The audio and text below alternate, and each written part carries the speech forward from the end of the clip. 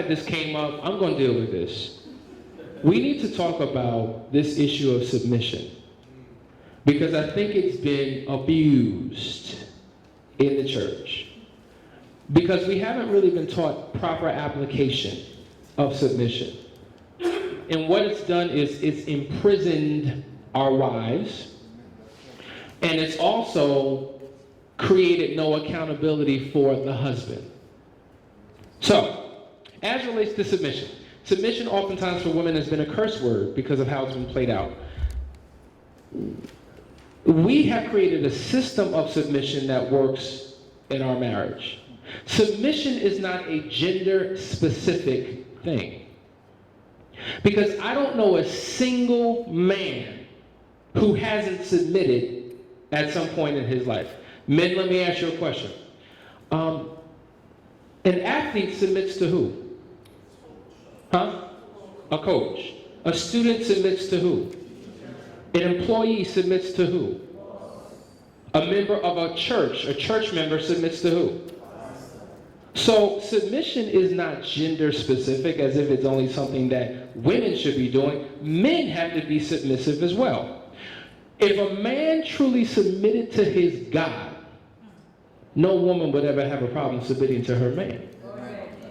Because men are not submissive and they don't surrender to their higher authority, it becomes very difficult and challenging for a woman to submit to her higher authority, which is the husband. So in terms of the order of the family, you have God, you have Christ, you have man, you have woman, you have children. That is the order. But men have a responsibility in the way that they lead and govern the household so that submission works. So let's just say we have an issue that we can't seem to resolve. There's an impasse in our relationship. This is deep. As the head of the household, men, we're responsible for leading the house. Is that correct? So let me do a comparative analysis. Let me bring you into the States for a second, right? I want to do a comparative analysis between the head of the home and the head of the nation, or the head of the state, President Barack Obama. Now, as men, it is always assumed that we should know it all and be able to do it all because we're men. But as a man, as a husband, as a father, we don't know everything. We're still trying to figure things out. Think about the head of the nation, President Barack Obama. Does he have the answer for everything? Does he have expertise in every area? Absolutely not. He has what is called a cabinet. And there are individuals who are appointed to his cabinet in different areas of specialty. So when it comes to energy, there's somebody who deals with that. Domestic affairs, someone who deals with that. International affairs, someone who deals with that. Homeland security, someone who deals with that. So whenever an issue arises and it comes to the president then redirects it to his appointed expert in that particular area, consults with that person. He ultimately has the final decision and say, but he seeks the wisdom of those within his circle to make a decision that benefits the nation. Likewise, as heads of the household, we as men should have a wise counsel. So one of the issues we struggled with was finances.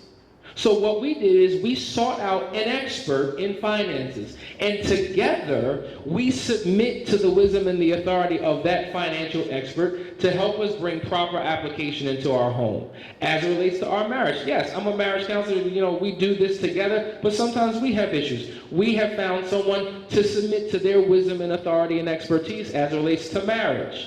As it relates to health and physical fitness, every single area that you have an issue with, you should find what we call a marriage mentor, someone who you can glean from, seek their wisdom, you submit together, seeking their wisdom, and coming up with something that's mutually beneficial for the marriage and for the household. Yes, the husband has the final say, because she seeks my advice, and oftentimes, well, Hasani, whatever you think, that's your decision, boom. But I'm not making decisions void of her opinion.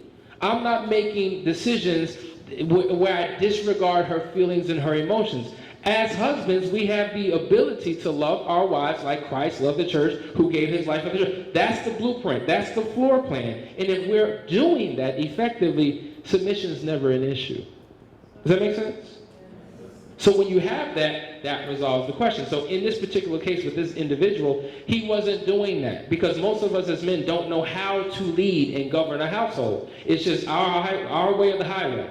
So we bring in this very macho, chauvinistic approach to marriage, and it just doesn't work.